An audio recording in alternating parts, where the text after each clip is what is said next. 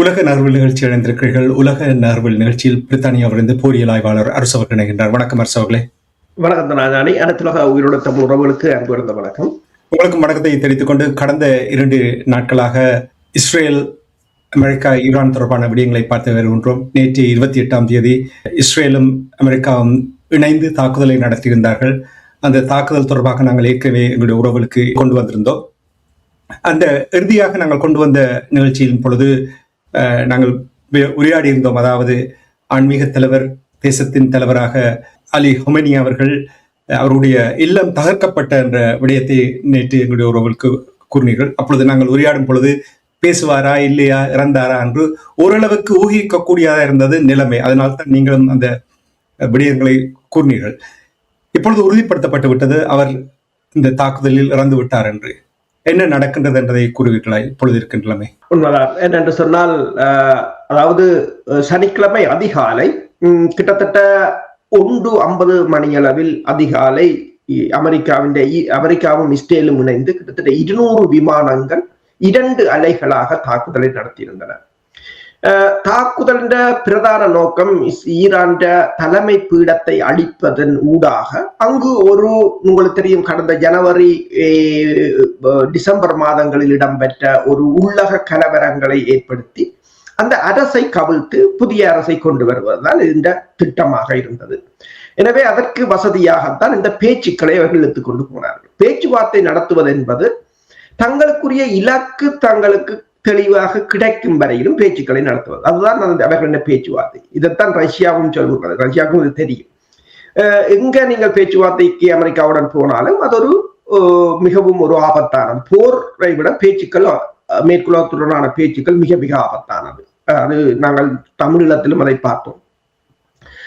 அப்ப அவ்வாறுதான் அவர்கள் இந்த பேச்சுக்கள், அதாவது எதிர்வரும் வாரம் வியன்னாவில பேச்சுக்கள் இடம்பெற போகிறது என்ற நிலையில் கவானியின் இலக்கு கிடைத்ததும் 2 அலைகளாக 200 விமானங்கள் குண்டுகளை வீசி இருக்கின்றன.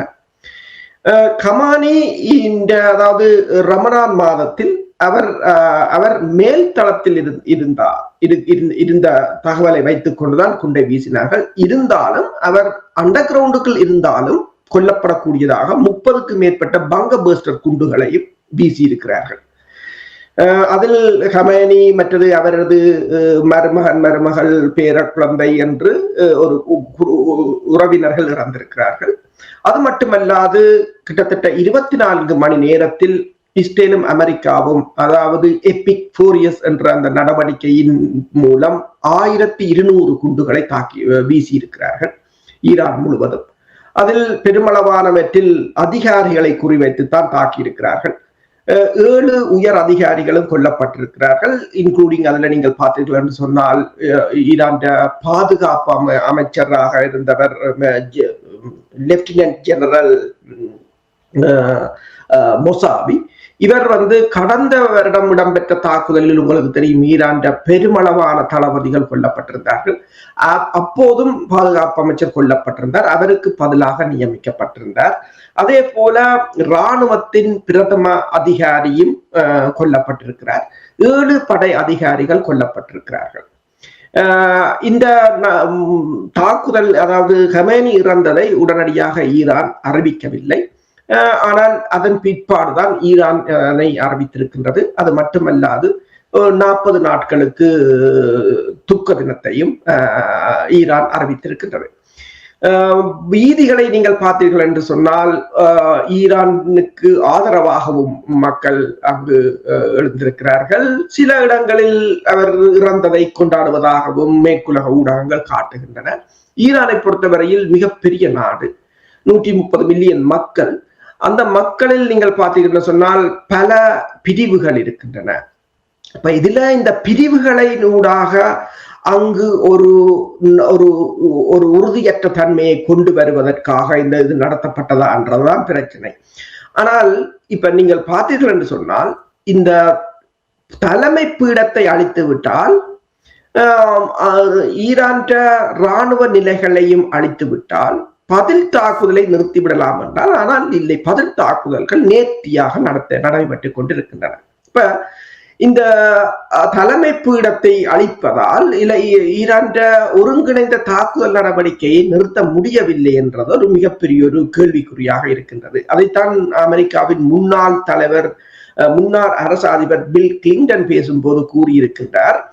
அதாவது அவர் ஒன்றை கூறியிருக்கின்றார், ட்ரம்ப் தனது சோசியல் மீடியாவில் கூறியிருக்கின்றார், ஈரானிடம் இப்போது தலைவர் இல்லை, ஈரான் மக்கள் சில சமயங்களில் தன்னை கேட்கலாம், யாரை நாங்கள் தலைவராக போடுவது என்று கூட ஜோக்காக போட்டிருக்கிறார் என்று போட்டு அவர் கூறியிருக்கின்றார்.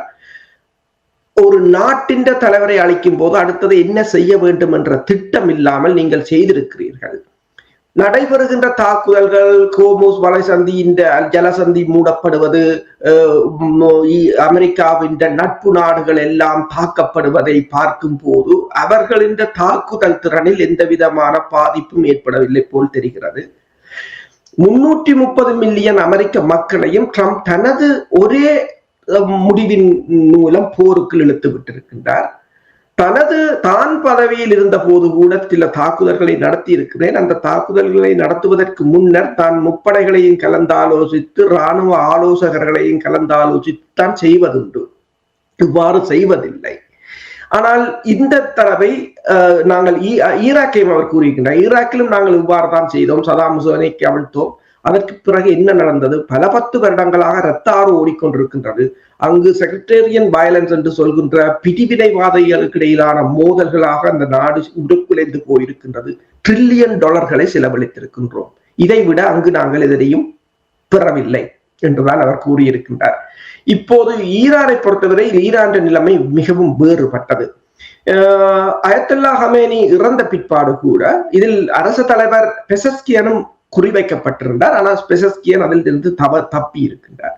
இப்போது பெசஸ்கியன் நாட்டு மக்களுக்கு உரையாற்ற இருப்பதாக கூறப்படுகின்றது. இந்த ஹமேனியின் மரணம் தொடர்பாக அவர் உரையாற்ற உள்ளதாக கூறப்படுகின்றது. இப்ப என்னென்று சொன்னால் ஈரான் கிளின்டனும் ஒன்றைத்தான் கூறுகிறார். என்னென்று சொன்னால் இந்த ஈரான் பதில் தாக்குதல்கள் இவ்வாறு இருக்கும் என்பதை இவர்கள் கணிக்க தவறிவிட்டார்கள் என்று கூறப்படுகின்றது.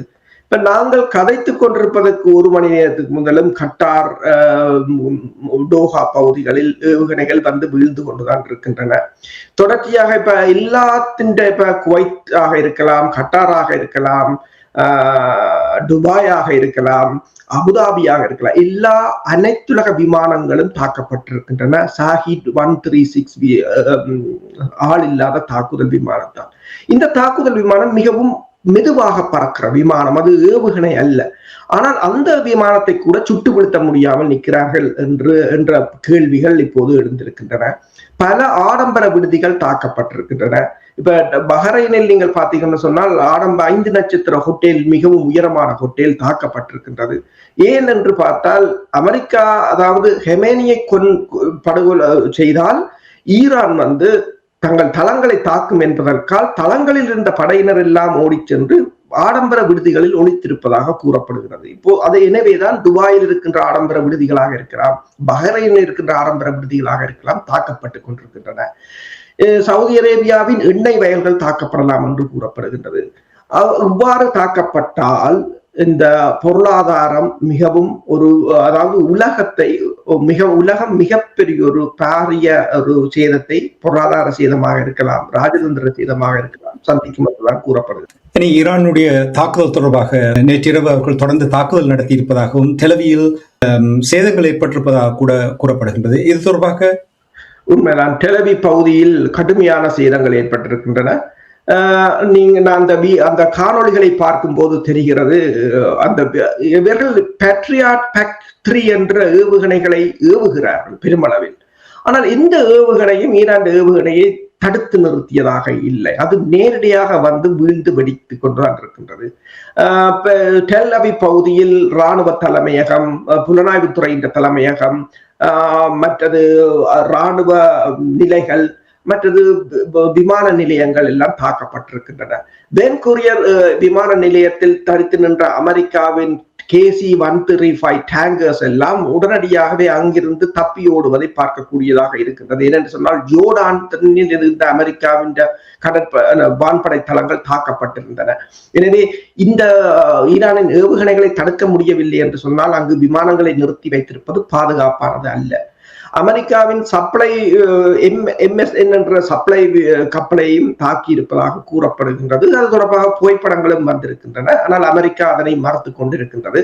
அமெரிக்காவின் எப்ரஹாம் லிங்கன் தற்போது ஈரான் கரையிலிருந்து 700 கிலோமீட்டருக்கு அங்கால நகர்த்தப்பட்டிருப்பதாக கூறப்படுகின்றது. அமெரிக்கா ஜெரால்ட் ஃபோல்ட்டையும் கொண்டு வந்திருக்கின்றது. ஈரானை பலமாக தாக்குவோம் என்று கூறியிருக்கிறார்கள். ஈரான் IRGC பொறுத்தவரையில் ஈரான் புரட்சிகர இராணுவத்தை பொறுத்தவரையில் அவர்களின் கட்டளை பீடம் சுயமாக இயங்குவதாகத்தான் கூறுவது உண்டு. இருந்தால் அவர்கள் சுயமாக முடிவெடுப்பார்கள், சுயமாக இயங்குவார்கள். இது உண்மை போலதான் தெரிகிறது. என்று சொன்னால் அயத்துல்லா ஹமானி கொல்லப்பட்ட பின்னர் கூட தாக்குதல்களில் எந்தவித பிசிறும் இல்லாமல் நேர்த்தியாக நடத்தப்படுகின்றன. அதாவது 20 தளங்கள் அந்த பிராந்தியத்தில் இருக்கின்ற அமெரிக்காவின் 20 தளங்கள் குறிவைக்கப்பட்டிருக்கின்றன. அமெரிக்காவின் நட்பு நாடுகள் என்பதை குறிவைக்கப்பட்டிருக்கின்றன. அதைத்தான் பில் கிளின்டன் ஒன்றை கூறியிருந்தார். என்று சொன்னால் நீங்கள் என்ன செய்ய போகிறீர்கள் என்பதையும் அதற்கு பிறகு என்ன நடக்கும் என்பதையும் உங்கள் நட்பு நாடுகளுக்கு கூட நீங்க தெரிவிக்கவில்லை. ஜோர்டானோ சவுதி அரேபியாவோ கட்டாரோ அவங்க திகழ்ச்சி போய் நிற்கிறார்கள். அவர்களுக்கு என்ன செய்வதென்று கூட தெரியவில்லை. அதாவது இந்த நடவடிக்கையை நீங்கள் தன்னிச்சையாக 2 பேரும் எடுத்தீர்களே தவிர இது எதிர்காலத்தில் எவ்வளவு பாதிப்புகளை உங்கள் நட்பு நாடுகள் உங்களை எதிர்வரும் காலங்களில் உங்கள் நட்பு நாடுகளே உங்களை நம்ப போவதில்லை என்றுதான் கூறியிருக்கின்றார். அமெரிக்க அதிபருக்கு இப்போது காங்கிரஸ் எலெக்ஷன் வருகின்றது. அதுக்கு தனது இமேஜை உயர்த்த வேண்டும். இஸ்ரேலிய அதிபருக்கு இந்த வருடம் தனது தேர்தலில் வெல்ல வேண்டும். இதுதான் அவர்களிடம் இருக்கின்றதே தவிர இப்ப அயத்துல்லா ஹமானியை தொடர்பாக நாங்கள் முன்னர் இதில் 2 தடவைகள் நானே கூறியிருக்கின்றேன். அப்போது கடந்த ஜூன் மாதம் நடைபெற்ற 12 நாள் போரின் போது கூட ட்ரம்ப் என்ன கூறினார்? நாங்கள் அயத்துல்லா ஹமானி எங்கு இருக்கிறார் என்று தெரியும், நான் எப்ப வேணும் என்றாலும் கொள்ளலாம். அதுக்கு அவர் என்ன பதில் சொன்னார்? இது ஒரு வயதான உடல், இது எங்கள் கொள்கைகள் தான் முக்கியம், அது இந்த மக்களிடம் இருக்கின்றன.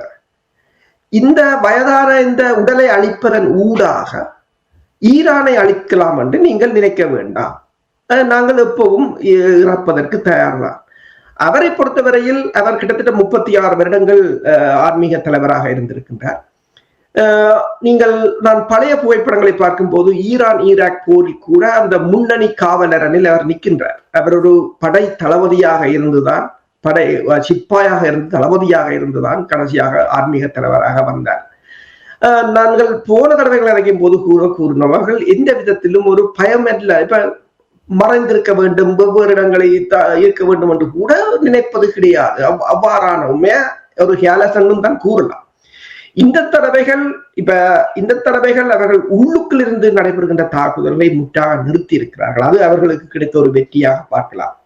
இப்ப ஈரான் தேசிய பாதுகாப்பு சபையின் செயலாளர் அலி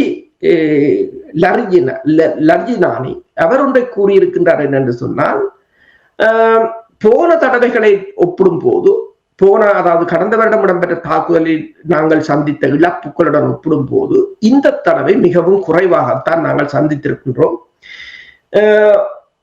தாக்குதல்களில் ஏற்றம் இறக்கம் இருக்கும், அது பிரச்சனை இல்லை, தங்களால் இதிலிருந்து மீளக்கூடிய ஒரு நிலையில் தான் தாங்கள் இருக்கிறோம் என்று கூறியிருக்கின்றார்.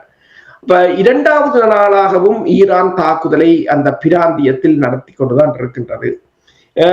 இது திங்கட்கிழமை அடுத்த வாரமும் தொடருமாக இருந்தால், இப்ப உங்களுக்கு தெரியும் துபாயை பொறுத்தவரையில் துபாயை எல்லோரும் துபாய் என்னென்று உலகத்துக்கு பிரச்சாரத்தை செய்கின்றது, நாங்கள் பாதுகாப்பான நாடு, இங்கு முதலிடுங்கள், வீடுகளை வாங்குங்கள், ஹோட்டல்களை வாங்குங்கள் என்றுதான் சொன்னார்கள். இன்றைக்கு தலை தெறிக்க ஓட வேண்டிய நிலையாக இருக்கின்றது. அந்த விமான நிலையம் உங்களுக்கு தெரியும், துபாய்க்களால் போய் வருபவர்களுக்கு இந்த பெரிய விமான நிலையத்தை எல்லாம் கட்டி எவ்வளவோ பில்லியன்ஸ்களை கொண்டு போய் கொட்டினார்கள்.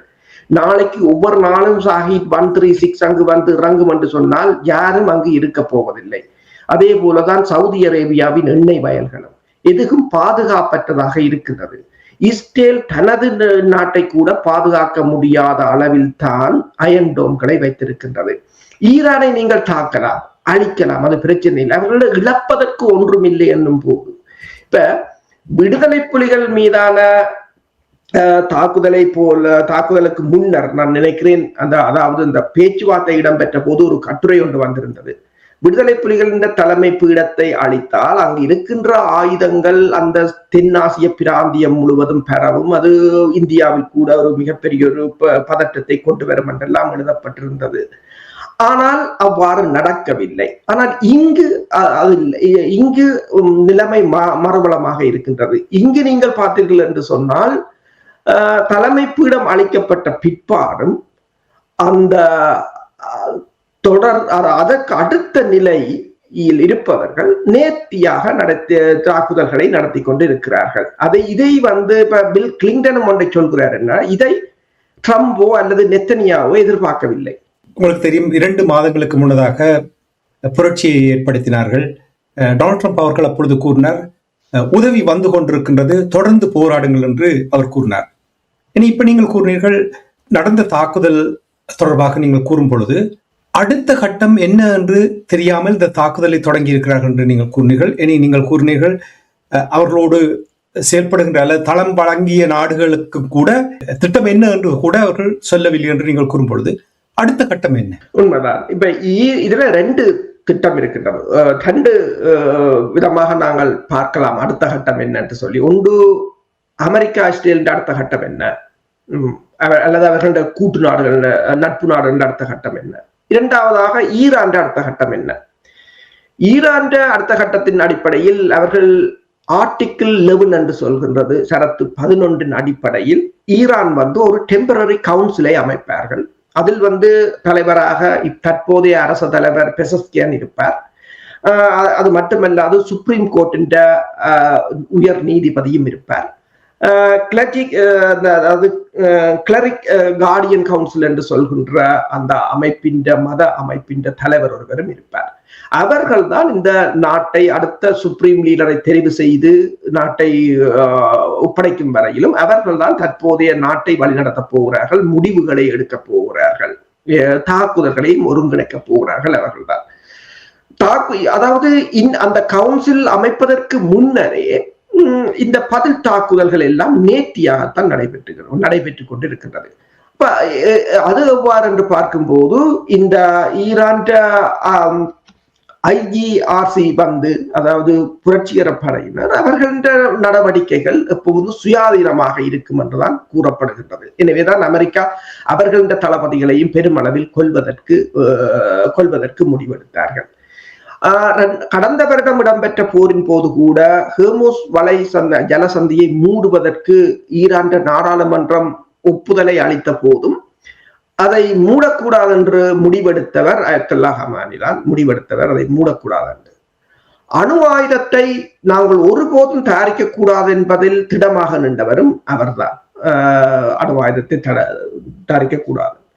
இப்போ உண்மையில் ஈரான் உடைந்து விழுமாக இருந்தால் இன்னும் ஆபத்தாக இருக்கும். எனவேதான் அதுக்கு நான் முதல் ஒரு உதாரணத்தை சொன்னேன், விடுதலை புலிகள் தொடர்பாக. ஏனென்று சொன்னால் ஏற்கனவே ஏராளமான பாலிஸ்டிக் மிசைல்ஸ்கள் இருக்கின்றன. ஏராளமான அதாவது ஆளில்லாத தாக்குதல் விமானங்களின் தொழில்நுட்பத்தில் மிகவும் உயர்ந்த நாடாக இருக்கின்றது. கடந்த வருடம் ரஷ்யா 53,000 ஷாஹித் 136 ஆளில்லாத தாக்குதல் விமானங்களை உக்ரைன் மீதான தாக்குதலுக்கு கடந்த ஒரு வருடம் பயன்படுத்தி இருக்கின்றது. அதை வழங்கியது ஈரான் தான். ஷாஹித் உற்பத்தி லைசன்ஸையும் கொடுத்திருக்கிறார்கள். அதே போல அணு சக்தியை அவர்கள் வடிவமைத்துக் கொண்டிருக்கிறார்கள். இப்ப இவ்வாறான ஒரு சொபிஸ்டிகேட்டாக இருக்கிற ஒரு நாடு பொருளாதாரத்தால் விழுந்தாலும் தொழில்நுட்ப ரீதியாக அவர்கள் மிகவும் பலமாகத்தான் இருக்கிறார். அவ்வாறான ஒரு நாடு உடைந்து விழுமாக இருந்தால் அது அந்த பிராந்தியத்தை பல தசாப்தங்களுக்கு மிகப்பெரிய ஒரு அனர்த்தத்துக்கு தான் கொண்டு செல்லும். எனவே அதை ஒருங்கிணைக்க அதைத்தான் பில் கிளின்டனும் ஒன்றை கூறியிருந்தார். இதையெல்லாம் நீங்கள் யோசிக்கவே இல்லை, செய்வதற்கு முதல் இதை யோசிக்கவே இல்லை என்று சொல்லி. இனி ஈரானை கட்டுப்படுத்துவதற்கும் யாரும் இல்லை என்ற ஒரு நிலையாகத்தான் இருக்கின்றது. மற்றது அனைத்துலக விதிகள் எல்லாம் மீறப்பட்டிருக்கின்றன.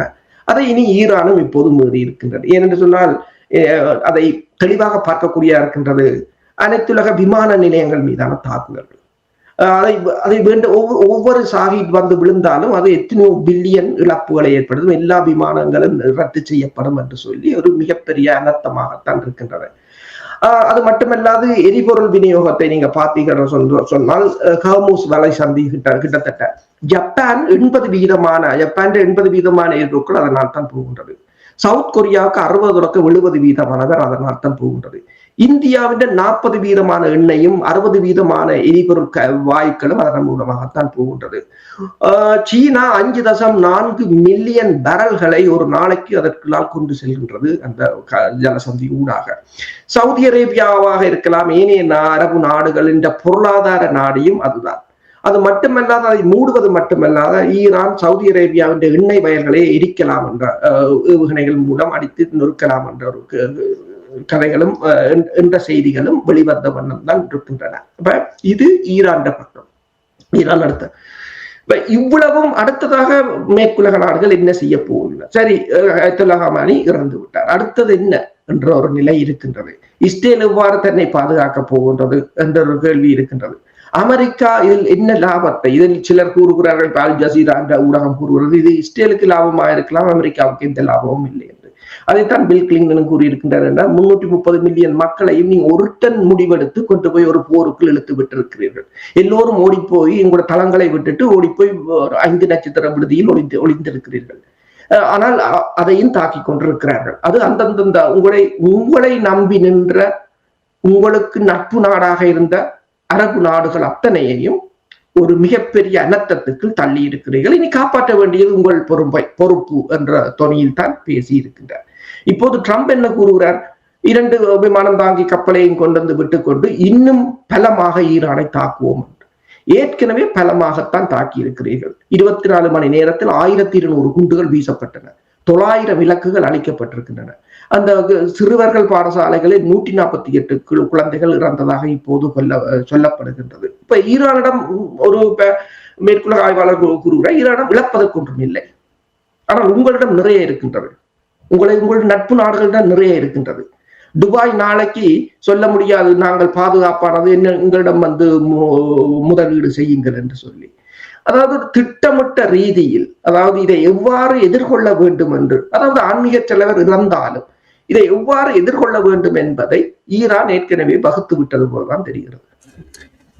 ஈரான் தாக்குப்பிடிக்கும் என்று நம்புகிறீர்களே ஒன்று. இரண்டாவது, நேற்றைய தினம் ஐநாவுடைய பாதுகாப்பு சபை கூடியது. அந்த பாதுகாப்பு சபையில் என்ன நடந்தது என்பதையும் கூறுங்கள். பாதுகாப்பு சபையை பொறுத்தவரையில் அங்கு இரு தரப்புகளும் கடுமையான காரசாரமான வாக்குவாதங்களில் தான் ஈடுபட்டார்கள். ரஷ்யாவும் சீனாவும் தான் இந்த பாதுகாப்பு சபையை கேட்டிருந்தது. அதன் பிறகு பிரான்ஸ் தான் இந்த பாதுகாப்பு சபை கூட்டத்தை கூட்ட சொல்லி கேட்டிருந்தது. ஆனால் வழமை போல ஐக்கிய நாடுகள் சபையின் செயலாளராக இருக்கலாம், அவர் கூறியது ஒன்றுதான், எல்லா நாடுகளும் இந்த போரை நிறுத்த வேண்டும், அமைதிக்கு திரும்ப வேண்டும் என்று. பாதுகாப்பு சபையால் எந்தவித பிரயோசனமும் இல்லை என்பது தெளிவானது ஒன்று. ஈரானை ஏனென்று சொன்னால் உலகத்தின் ஓர்டர் வந்து எப்பவோ குழம்பி விட்டது. யாரும் இவ்வாறு முடிவெடுக்கலாம், யாரும் எந்த நாட்டின் தலைவரையும் கொல்லலாம், கடத்தலாம், கொண்டு போகலாம், அதில் எந்தவித பிரச்சனையும் இல்லை. ஈரான் தற்போதைய அரசு தலைவர் உங்களுக்கு தெரியும், பெசஸ்கியான், அவர் வந்து ஒரு ரிஷி வந்து உலங்கு வானூர்தி விபத்தில் கொல்லப்பட்ட பின்னர் தேர்தல் மூலம்தான் வந்தவர். தேர்தல் மூலம் வந்தவரை கூட நீங்கள் கொள்ளலாம், மற்றது மக்களிடம் நாங்கள் கொடுக்கிறோம் என்றால் யார் மக்கள், யார்கிட்ட கொடுக்க போறீர்கள்? இன்னும் ஒன்றை அவர் கூறுகிறார், ஈரான் மக்கள் வந்து தன்னை கேட்கலாம், யாரை தலைவராக போடுவதென்று சில சமயங்களில் தன்னை கேட்கலாம் என்று சோசலில் எழுதுகின்றார். இப்ப எல்லாம் பற்றி இப்போ அமெரிக்கர்களே ஒன்றை உணர்கிறார்கள், இதுவே எல்லாம் நல்லதுக்கல்ல என்பதை அமெரிக்கா மக்களே மெல்ல மெல்ல உணர்ந்து கொண்டிருக்கிறார்கள். நாங்கள் ஒரு மிக மோசமான நிலைக்கு போய்கொண்டிருக்கின்றோம் என்பது. அது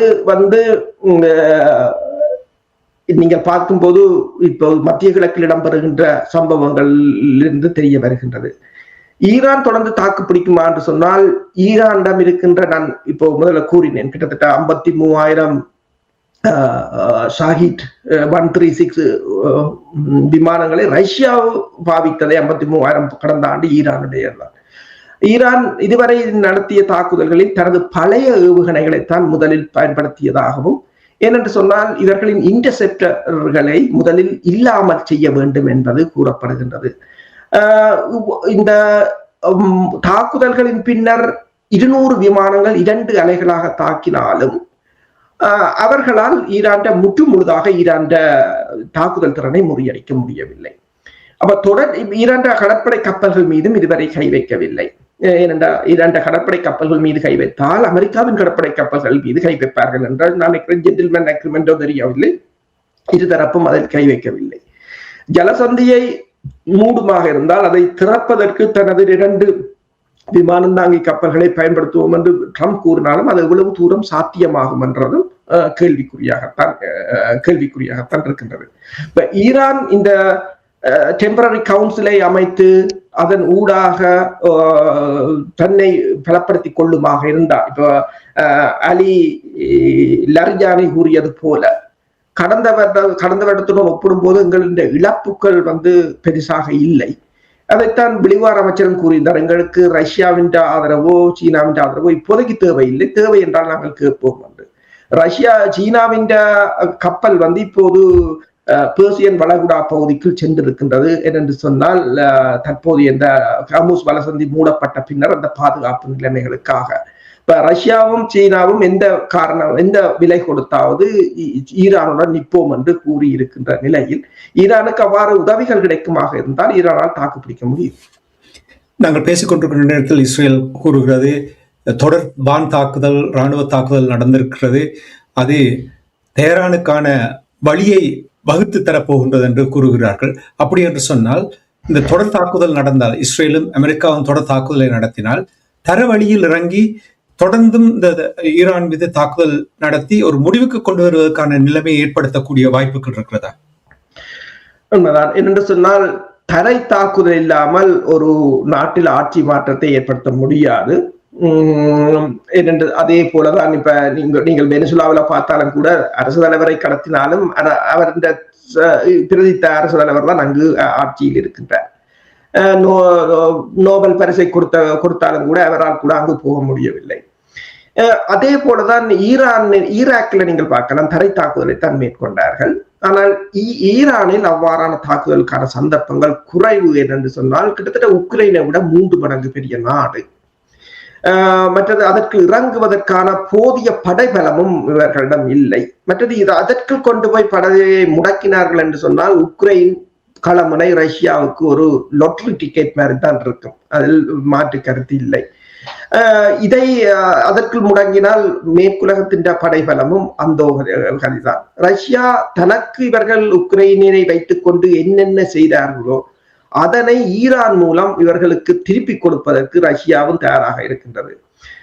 ஈரான் கேட்டதற்கு காரணம் என்னவென்றால், உங்களுக்கு தெரியும் வெனிசுவேலாவில் நடந்தது. அப்படி 2 நாட்களுக்கு எல்லாவற்றையும் முடிவுக்கு கொண்டு வந்து விட்டார்கள். இப்ப ஹொமினி அவர்களை கொன்றதும் நிச்சயமாக ஒரு பெரிய ஒரு இழப்பாகவும் தாக்கத்தை ஏற்படுத்தி இருக்கின்றது கூறுகிறார்கள்.